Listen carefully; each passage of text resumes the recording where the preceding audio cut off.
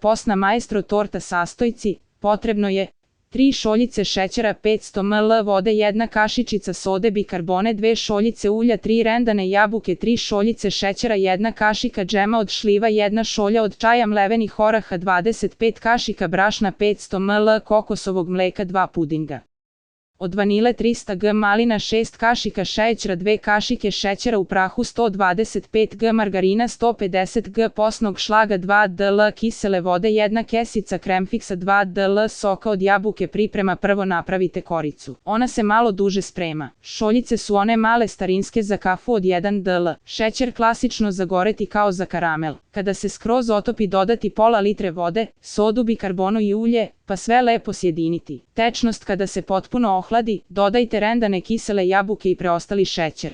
Sve sjediniti pa dodati džem, mlevene orahe i 25 kašika brašna, ali da nisu vršne više ravne. Sve dobro sjediniti i izručiti u pravougaoni pleh od rerne onaj plitak. Peći na 180 stepeni je sad koliko minuta zavisi od rerne, ali oko 30 recimo.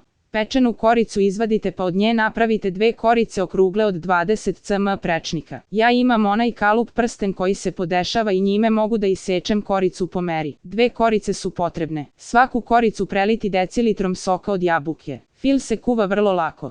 Kao svaki puding skuvate, samo se kuva u kokosovom mleku, ali ne onim iz konzerve, nego onim retkim. To obično bude pirinčano mleko sa kokosom. Kada skuvate sa šećerom, dodajte odmah u vrelo margarin i šećer u prahu. Sve dobro sjediniti pa dodati maline i blago samo promešati da se maline ne ispasiraju. U kalup stavite prvo koricu, pa fil pola, pa koricu, pa fil. Ostavite u frižideru da prenoći.